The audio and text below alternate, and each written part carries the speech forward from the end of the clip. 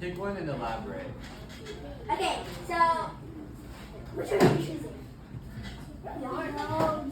Hey, you said, oh, we're gonna use this. Okay, this table you guys can sit down. Figure it out, and then we'll come back to you. Alright, next table. Next table, back table. Do you have a spokesperson? I think they're two. You can stand up and share your You idea. can go to the front. Yeah, I got it. Yeah. Alright, come to the front. 每个人come to the front. Everyone else, listen up, okay? You guys will have time to present your own ideas. Hello everyone, my idea is to get to the retail business of Rubik's Cube. The unique aspect about my Rubik's Cube is that they are cheap. My target will be schoolmates and I'll be selling at school. Look at prices and competitors are usually around $8 to $12, so I'll be charging $6. Profit margins are $3 a unit and capital will be used to reinvest. Okay, good job, good job. Applause, everyone. Okay, good idea.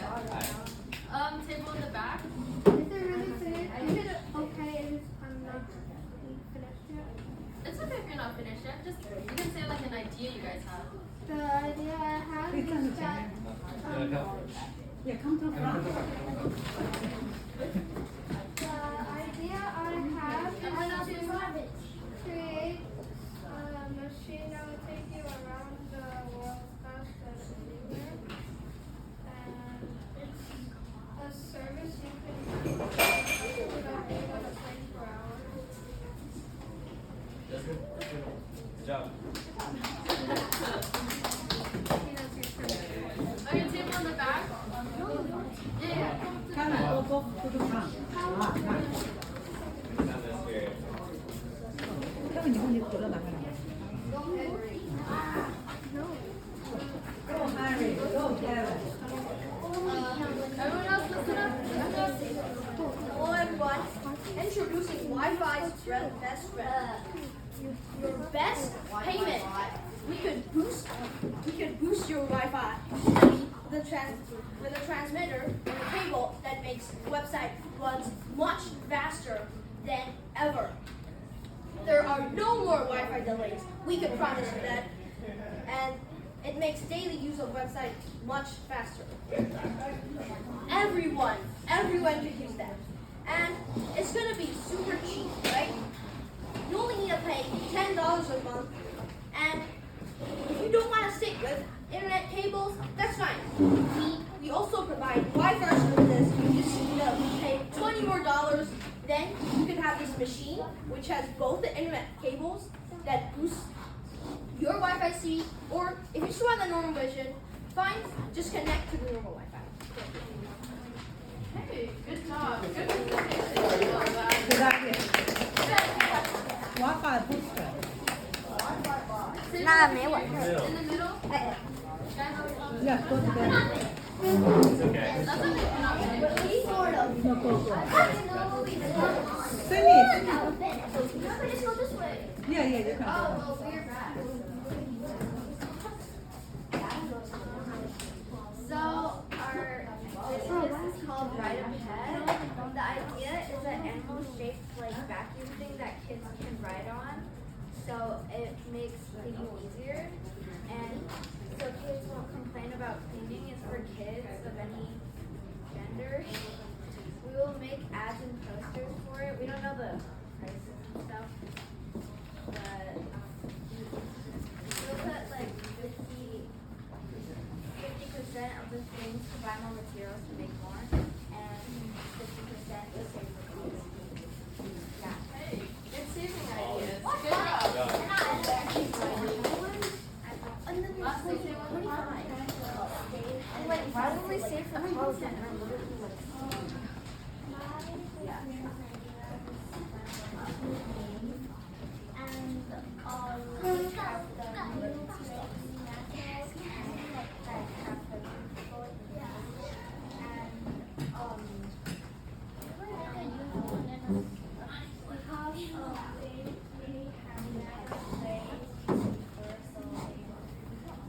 Zero five. Good. Good job. Good job. Okay. Nice job, guys. Alright, that was good, everyone. For a rough thing that we did in like five minutes, that was really good. Alright, next thing we're gonna cover. You have your idea. You have what you want. You basically know what you need to do. But what do you need to start a business? Yes. You have to get things. Yes. And what do you use to get things? Money. Exactly. Money, right? You need money. And how you're gonna get money is by pitching. Pitching to investors, right? Investors are gonna invest in your business for a share of your company. Have you guys like watched Shark Tank? Yes? Seen it? Something like that? Yeah. So on that show, people go on stage for maybe a couple minutes and they pitch their idea to the investors. They basically lay out every reason why they want the investors to invest in their business and how much they're basically going to give the investors. Okay, so how do we make a great pitch, right? Pitches are short, persuasive stories about your business. If they're too long and you're rambling about your business, even though you show your passion for your business, other people might not have the same passion in the beginning, right? So if you talk for too long, they might get bored and, so they have to be shorter and more persuasive. And entrepreneurs isn't just about starting companies, it's also like a skill set and way of thinking, right? You have to know how to solve problems, you have to be open-minded and not closed-minded to different ideas. If you always think that, oh, my product is bad, then other people are going to think your product is bad, right? You have to believe in your product and believe in the people in your team and yourself. And then entrepreneurs speak confidently, clearly, passionately, and slowly. If you speak too fast and you speak unconfidently, they're going to think that you don't have as much confidence in your product as you do, right? You need to show them that you believe in your product so that they're willing to invest in your products. And speaking like this helps you get your point across effectively. So basically, when you're pitching, you should provide specific answers to each of these following questions. What problem is your product or service solving? Why should somebody buy it? Who you are selling it to? Who your competitors are. Basically, because a lot of products in the world already exist, so you're gonna have some sort of competitor that's basically already selling something very similar. You're gonna point out kind of why your product or service is better. What's your price? What do you need? And the last one is who are you? That's important because your company is basically your brand. So your image is what investors are going to be looking at. So you want to like compose yourself in a way that people like, that people want to invest in. Let's watch a short video about speaking in entrepreneurship.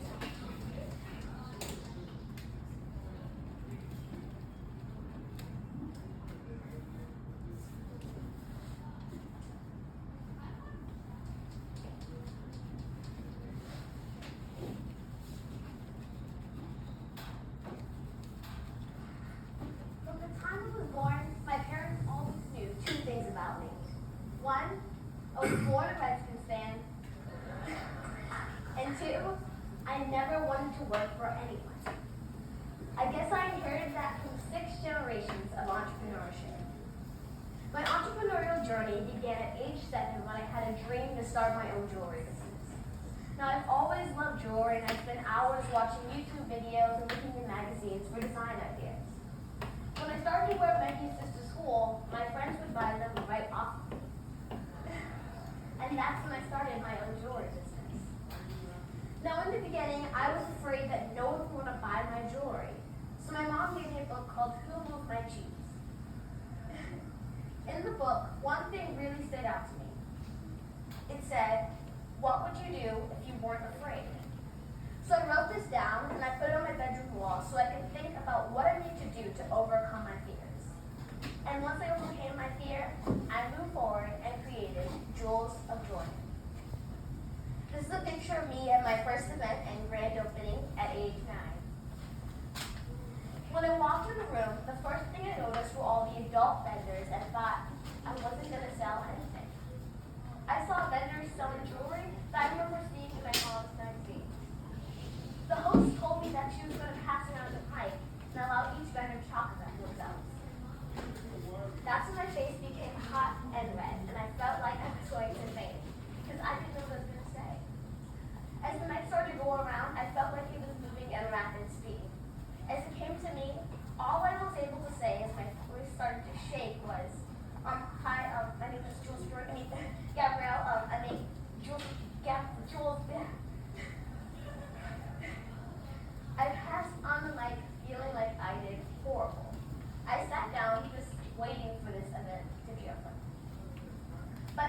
surprised, people started coming up to me saying, "Oh, you did great."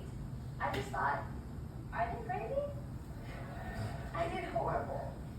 But what seemed like a horrible job to me was inspiring the people seeing a young person going after their dreams.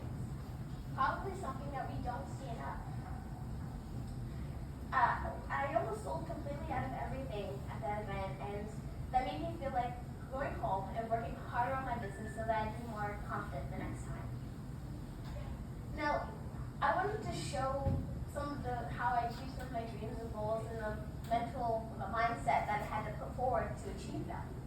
So that's why I wrote a book.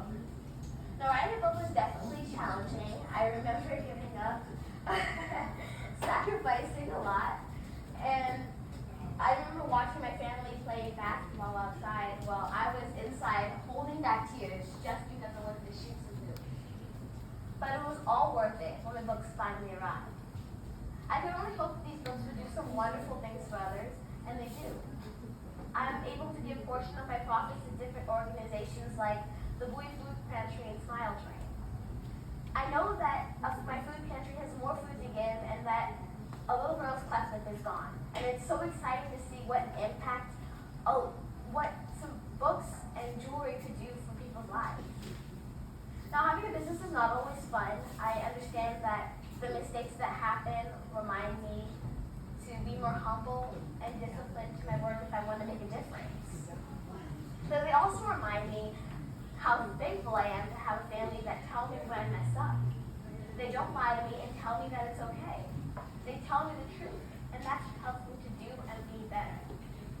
Now, a lot of bad things have happened that allowed me to learn and grow, like losing money and getting sick and having to leave early from an event, and sometimes feeling like being a kid, an entrepreneur, and trying to keep my grades up in school are just too much. And sometimes my business might not always flourish. You know, sometimes styles may change, the economy could change, but I have to remind myself that even if my business doesn't flourish, it's not failing. Failing is when I give up, and I am not giving up. The mistakes that I make remind me that life is so unpredictable, and I may not always, things that might happen will not what I expect.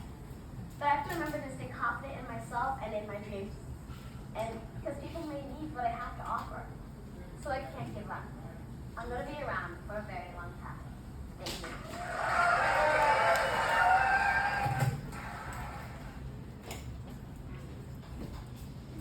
Okay. So, watching that video, that was a young entrepreneur, right? How old was she? Like middle school, end of elementary school, something like that? She was young, and she started her own business, and she was giving a speech in front of like hundreds, thousands of people. So we want to kind of pay attention to how she conducted herself during the speech, basically talking about pitch. She wasn't exactly pitching, but giving a speech is kind of similar. You want to basically think about how does body language affect the message of the speaker. What do you guys think? How does your body language when you're speaking affect what you're saying? Any ideas? Yeah. Maybe if you're standing like really tall and straight, and so it makes you look confident in your products. And if you're like fidgeting with your claw or your hand, maybe like you can tell that you're very nervous about your products. That's right, that's good, right? Standing up with your posture is important to showing other people that you're confident in your products, right? Any other ideas? How does body language affect the message? Your body language can affect like how you feel, and you can use your body language to show that other people what you're trying to say and how what are you feeling right now, basically. Second question. How does changing the emphasis of a word how does that affect the tone of what you're saying? You have when you're speaking, you shouldn't have like pauses. So when you speak, you shouldn't be like You should speak slowly, like without any like stops, and you should know what you're saying. You shouldn't be stuttering, or like looking around like this or something like that. Okay, good, good. Any other ideas? Also the tone of your voice. The tone of your voice.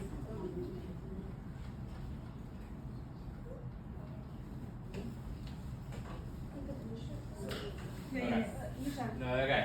So, why is tone important when speaking? Yes. We're talking in a very, very little, like a very low voice. People may think that you're like really not like confident in your products unless you're like speaking out loud, speaking really clearly, and no stutters or anything. They will tell that you're really confident with your products. Definitely. Yes. So other people understand how you're feeling.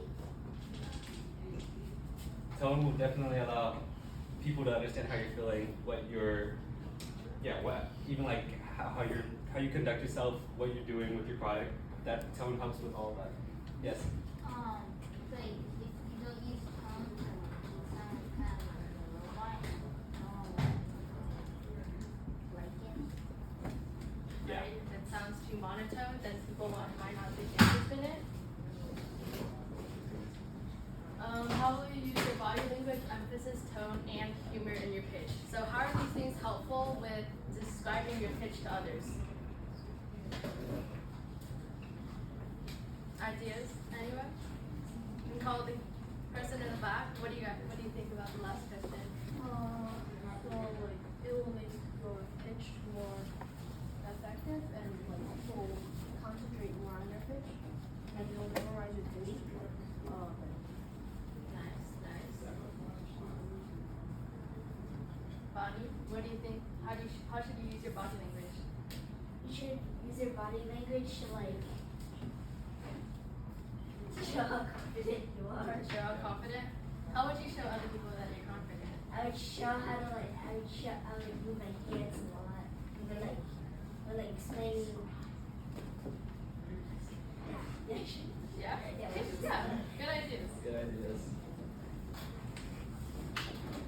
Yeah. Okay, so the next activity, the business plan that you guys just made, right? That's the foundation. The next thing is you have to pretend you're gonna pitch it to other people, okay? Just because your business plan is good, if you don't pitch it and you don't present it to other people well enough, then you won't get investors and you won't get money for your business, right? So it's not gonna work. So pitching is really important. That's why you're gonna pretend you're an entrepreneur on Shark Tank, which is where they pitch their ideas to investors, and you're trying to sell using your product, right? So the business plans that you guys just made, basing off of that, like think about your groups, right? Think about how you're gonna use your body language and how you're gonna use your posture to show other people you're confident in your products. And then when time's up, you guys will have 1 minute to stand up here and you're gonna pitch to the entire class, right? And then everyone else is gonna see if they are willing to buy your product based on how well you pitched it to them, okay? So 5 minutes to prep and brainstorm with your team. Ready, go. Go.